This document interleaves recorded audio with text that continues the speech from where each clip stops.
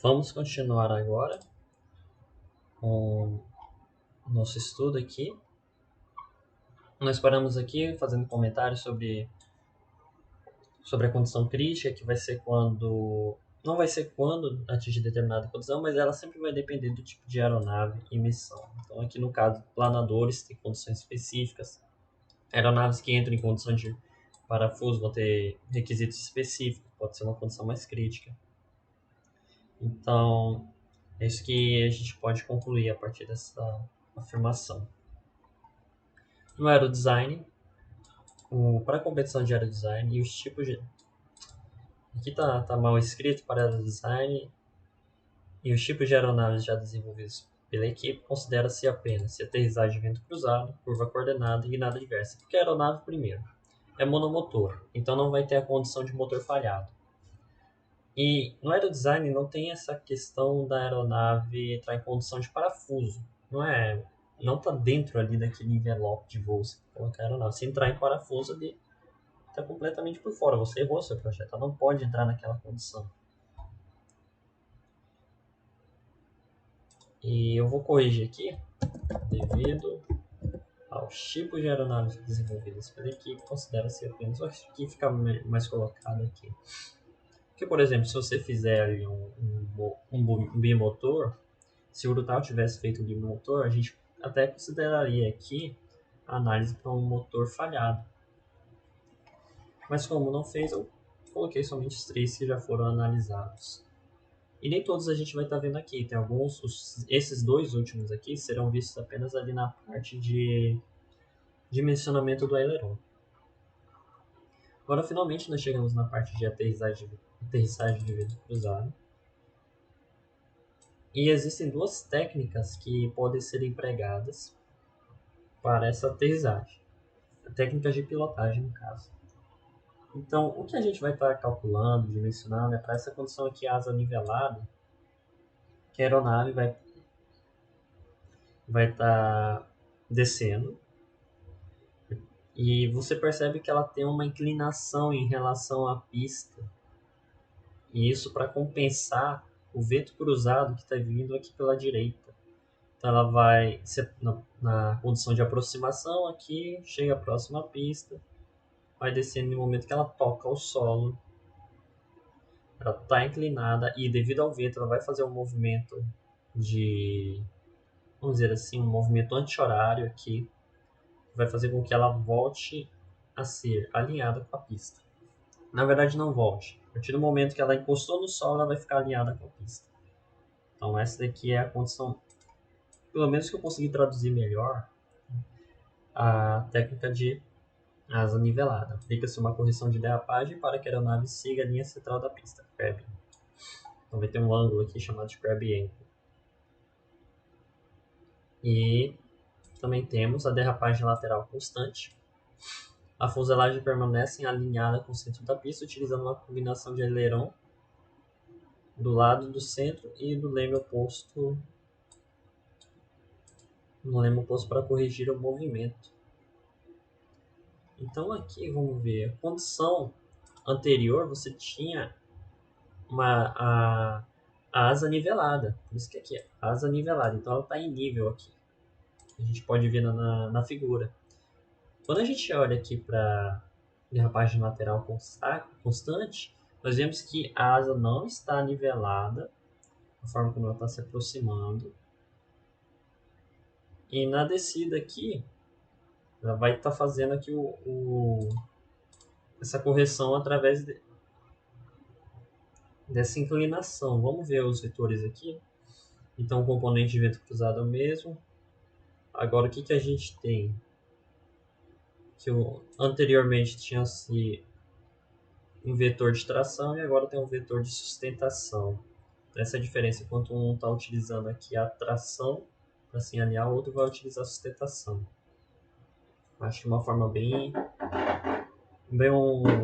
rude assim da gente estar falando como que funciona. É bom eu sempre estar vendo uns vídeos para te complementar mais como que isso aqui funciona. Só que você vai estar dimensionando aqui para essa condição de asa nivelada mesmo. É mais comum, mais utilizado. E aí algumas normas definem o seguinte: a CSVLA, artigo 233, aeronaves muito leves devem aterrissar um vento cruzado de 90 graus acima de 10 nós. No aerodesign a gente utiliza 20 nós. A FAR, parte 23, seção 2233, diz que a aeronave de aviação geral deve ser capaz de sobrepor ventos cruzados de 90 graus com 25 nós. Então ali no aerodesign não chega. Você dimensiona para 20 nós, assim você já está na tua margem de segurança. Está tranquilo. Não deve haver tendência incontrolável de looping de solo durante a aterrissagem de vento cruzado aqui. Fica um pouco difícil de explicar aqui sem mostrar um vídeo, mas é o que é escrito na norma. E também não tem uma forma aqui da gente estar mensurando essa condição de looping em solo. Durante a aterrissagem de vento cruzado, será considerada a velocidade crítica 1.1 da velocidade stall, 10% acima dela. E aqui tem a representação dessa condição, ou seja, um diagrama de forças mais explicadinho aqui para a gente poder entender. Então a aeronave está vindo em direção à pista, está aterrissando, vai ter uma velocidade em relação... Você tem uma velocidade de vento relativo 1, e você tem uma velocidade de vento cruzado que está vindo aqui pela direita. Então, se a gente tem um VW e um 1 pelo esse diagrama aqui vetorial, a gente pode calcular uma velocidade resultante, que vai ser a VT. Essa VT vai estar resultando em um ângulo beta entre o 1 e VT resultante. E o que deve ser feito aqui? Você está nessa condição de vento cruzado, a tua opção ou é se manter reto ou é se manter em uma angulação suficiente aqui para anular essas componentes de força no momento que toca ao solo. E é isso que acontece aqui. No caso, a primeira técnica de pilotagem que a gente viu, que é de asa nivelada. Então você induz aqui a um ângulo sigma de, vamos dizer assim, eu acho que é o crab angle, o ângulo de caranguejo, traduzindo de forma bem rude. Então, nós temos um beta resultante desse vento cruzado, e aí você precisa fazer o ajuste aqui, calcular o teu leme, quanto vai precisar para corrigir esse beta resultante. E aqui a gente vê leme para a esquerda, deflexão positiva, sustentação positiva, momento de sentido anti-horário negativo, pela convenção que nós vimos lá em cima. E quando a gente estiver resolvendo aqui as equações, são equações simultâneas, então a gente calcula a deflexão e o sigma resultante aqui. Essa deflexão aqui vai ter que ser positiva, porque o beta é positivo. Então, teu resultado tem que ser maior que zero para ΔR e para sigma. No demais, a gente vai ter as forças atuantes, vamos ter a força da asa para um lado, aqui o FW, que vai ser força resultante da atuação do vento cruzado, e aí depois a gente tem um FAY, que vai atuando no sentido contrário à força FW. Algumas outras variáveis, mas é isso que a gente tem que entender. Essa relação aqui do ângulo de caranguejo vai ser o VT resultante e a linha central aqui da fuselagem. Durante essa condição, o leme deve contrapor o momento de guinada gerado pelo vento, ou seja, um beta positivo. Para isso, ele cria uma sustentação do estabilizador vertical, que contribui para o momento de guinada da aeronave. A aplicação do leme resulta no ângulo de caranguejo, que previne a aeronave de guinar através do vento relativo e evita o drift para fora da pista. Então é isso que a gente tem que observar desse ângulo reto. A aeronave está entre imagem direcional durante uma aterrissagem em caranguejo. É uma tradução bem assim, não sei se é a melhor, não cheguei a encontrar umas traduções boas aí para esse crab angle. E é feita uma modelagem para essa condição aí, conforme o Sodré aí apresenta. E o que deve ser feito? Deve ser resolvido aqui essas duas equações simultaneamente. São duas equações com duas variáveis a serem definidas. No caso, nós temos o sigma e o ΔR. Serão variáveis simbólicas aqui dentro do MATLAB. E você vai ter que encontrar o resultado deles simultaneamente. Você vai usar uma função solve, por exemplo. Então, o que a gente vê aqui, se eu não me engano, é chamado de equação transcendental. Acho que a gente já pode até pesquisar aqui. Equação transcendental. Se não me engano, é essa ou é outro tipo. Ou é outra análise que a gente vai ver e ter contato com essa chamada equação transcendental.